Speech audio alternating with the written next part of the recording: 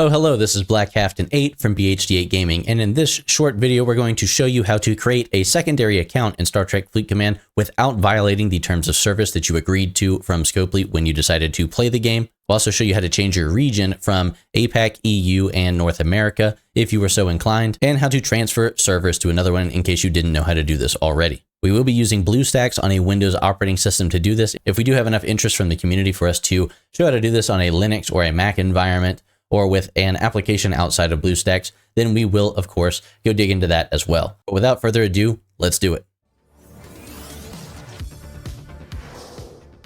It is extremely important that we do not violate the terms of service that we agreed to with 𝗂𝗶𝘁 when we decided to play the game in order to do this. So we're actually going to link them down below, but the most important pieces for it for us are, of course, going to be anything relating to your account.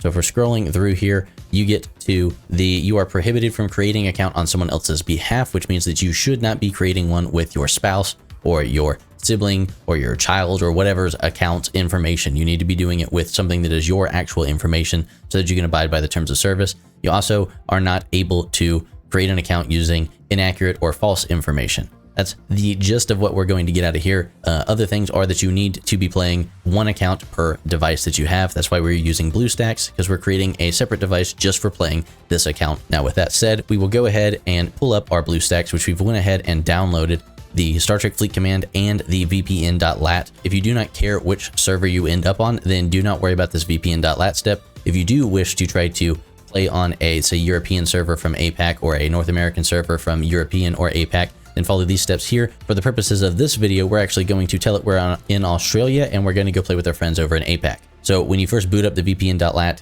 client, it's probably going to make you watch an ad before it lets you choose which one of these you want to go to. We're going to go click on Australia. After watching the ad, then it will let us choose one of these VPNs. We're just going to go ahead and click on this AU1 Sydney. After watching yet another ad, then it will let us go ahead and connect to it. You'll have to agree to the connection request, and now we are connected to our Australian server. We do have a fairly large, about a quarter of a second lag between us and this server, so we will experience greater lag, of course, playing from a server that is that far away, having to go through a VPN, so keep that in mind. Now that that's said, we'll go back to our home screen here. We'll go ahead and pull up Star Trek Fleet Command. Not only are we going to do that, but for the sake of anybody who wants to know about how long this is going to take you before you can actually relocate to another server, we're going to go ahead and pull up a stopwatch application. I'll leave this running in the background, and we're going to go ahead and play the game up to the point that it gives us the novice transfer token. We can hop out of the alliance that we had to jump into at that stage in the game to go ahead and get far enough to have control over our account. We're going to see how long this takes us so that you can get an idea for how long this is going to take you to be able to go ahead and do on your own.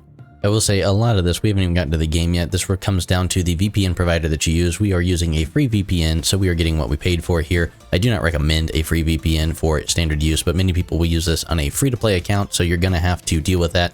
We're getting what we paid for here. As a security professional in my day job, I would recommend that you get a good quality VPN provider for all sorts of different things, and you could use that with your BlueStacks gaming if you already have it. If not, then you're going to kind of have to deal with what we're dealing with here for like 10 minutes for the basic game to even get loaded because of all the stuff it has to do in the background. So it has taken us right at about 12 minutes, 16 seconds for us to be able to actually get to the point where we can start the game. This is not 𝗂𝗶𝘁's fault. This is just what happens when you use a VPN. I didn't check to make sure this was a fast VPN. There were probably other ones that I could use to join the APAC servers that would have had lower latency. I just went ahead and clicked on one. You want to do more research before you try to game on one reliably, because even a quarter second of lag in the game beyond what you normally have can be the difference between a pleasant and an unpleasant gaming experience. Disclaimer aside, we're going to restart this timer, and we're going to see how long it actually takes us from a gameplay perspective using the VPN now that we are actually able to play the game. So here we go. Okay, here we are. We actually have control over this account now. We're going to pause this. It's right about 6 minutes, even with the crazy latency that we have playing off of an Australian server. 250 milliseconds added to every communication back and forth from the server is a pain in the butt. Definitely want to try to find a better VPN connection if you're going to try to use it reliably. We're just doing this for the purposes of a test. It only took us 6 minutes to get far enough into the game that we can go ahead and claim this server transfer token. We go ahead and grab it right there. We'll hop out. First thing that we want to do, if we go look at our base, which I don't remember where we are in this system. And of course, everything's got this really cool red tint on it. So our base is right up here. If we click on our base, it will tell us what our home server is. Right now I'm playing on server 187. So if you're on server 187, you just got a brand new resident. This is actually the exact same point. It lets you change your name in the game. So we're going to go ahead and do that right now as well. We went with 𝗂𝘂𝗵𝘁. We do want to show you how to change your server if you wanted to. First off, I'll tell you, if you do play on server 187 and you have my absolute express permission to blow up any of my ships, UPC, OPC, no matter what, every time that you see them, and I will not complain, I'll just laugh about it. So who cares about your row on your server? If you see my ships, paint a target on them, come blow them up, we'll have a good time. Now, in order to transfer servers, you do have to have one of these novice transfer tokens. We just pulled one out of that free gift chest. It doesn't cost you anything to get one. You only get one, and you can only be level 12 and lower to transfer to a different server right now. If you opt up to operations level 13, you will no longer be able to change your server. So you really want to do this as early in your gaming career as possible. Right now, we're ops 2, so we could go ahead and move if we wanted to. To do that, you'll go click on your player profile icon up there, select settings, and you actually have this universe dialog. If you hit operations level 13, you'll no longer have the universe dialog available to you to change your servers. I don't believe so. Someone correct me in those comments if I have completely lost my mind and you actually still have that there. I don't remember seeing it on my main account. Could be wrong. So it takes a little while, but it will load this screen, and you can see we are on 187 Tanagra. There are 188 𝘂𝗵𝘁, 192 𝘂𝗵𝘁𝘵, 193 𝘂𝗶𝘁𝗵, 195 𝘂𝗵𝘁, and the list goes on and on and on, but these are all APAC servers. Sloan is unavailable right now. You see, if you click on that, some universes may be unavailable for transfer due to overpopulation, maintenance, or other reasons. I believe some of the other reasons are it's just a super new server and it won't let you transfer to a brand new server. So we are, it looks like, on probably the oldest of the APAC servers, if that's correct. If you play on 187, is this the oldest APAC server? This is my first real interaction with APAC, so hi, thanks for letting me come hang out with you guys.